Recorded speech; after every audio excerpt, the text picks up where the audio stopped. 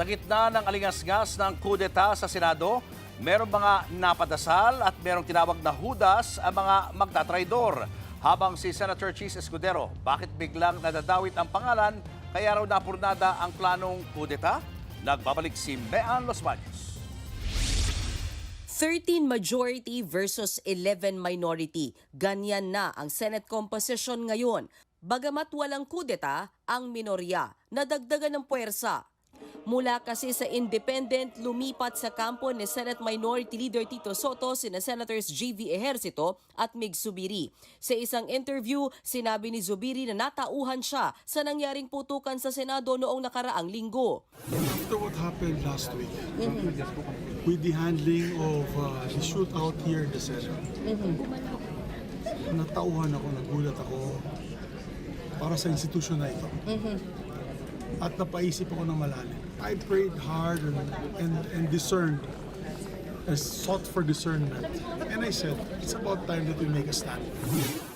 Bago yan, nilapitan ni Zubiri si Senator Wen Gatchalian na ini-interview noon ng media. Inakbayan niya at sinabing, May I just say, this is my candidate for Senator. napangiti na lang dyan si Gatchalian. Ayon naman sa isang source ng News 5, kayang maghatak ni Senator Chis Escudero ng hanggang 4 na senador para mabago ang liderato ng Senado. Kinausap umano ng minorya si Escudero pero humingi ito ng mabibigat na kondisyon na hindi raw kayang ibigay ng minority bloc sa kadahilan ng paano naman daw ang dignidad ng minorya.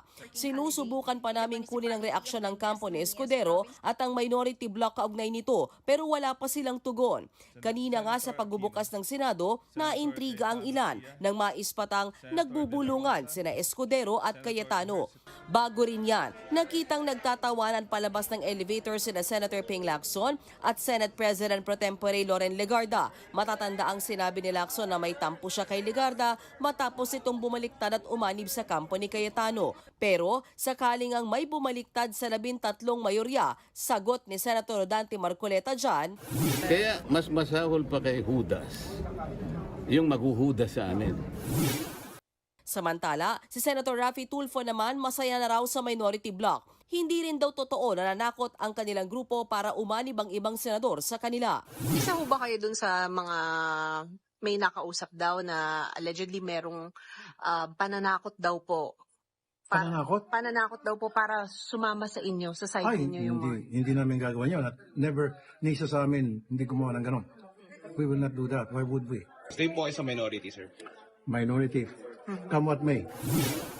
Kahapon ang tanungin si Cayetano tungkol sa maugong na kudeta, ipinagpapasa Diyos na raw niya ang lahat. The last time I felt like this was during the time ng Hello Garcia kasi it's just so pure.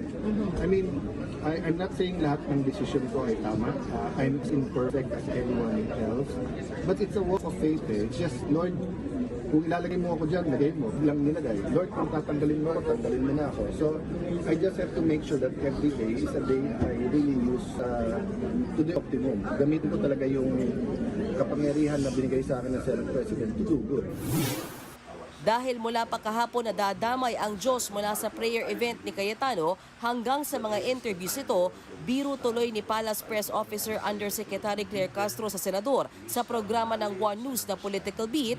Pero Lord, ikaw yung sikat na ngayon na. Lagi ka nababanggit ni Senator Alan Cayetano. Ay, baka po yung, basta hindi ko po kukunin si Senator Alan, mahalaga po yan. Hindi kasi laging Lord. Opo, Lord, God, at may... Lagi ka nababanggit. Oo. Kung usapang Diyos lang din, mabigat naman ang dasal ni Senator Soto sa pagbubukas ng plenaryo kanina. In these challenging times, may those entrusted with leadership walk in righteousness, accountability, and genuine concern for the common good. Grant us the courage to do what is right, even when it is difficult.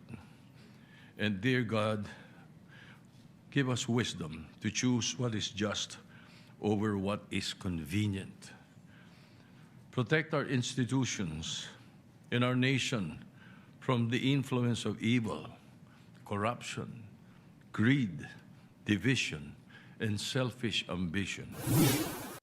Mabigat ang usapin ng Senate presidency, lalo na ngayong nasa Senado na ang articles of impeachment ni Vice President Sara Duterte. Base sa konstitusyon, oras na mapatalsik ang bise sa posisyon, papalit sa pwesto ang sinumang mapipili ng Pangulo na papaboran din dapat ng mayorya ng Senado at sa Kongreso. Nagbabalita mula sa Frontline, Mean Los Baños, News 5. Mga kapatid, Julius Babaw po. Para sa komprehensibo at makabuluhang balitaan at talakayan, mag-follow at mag-subscribe na sa social media pages ng News 5.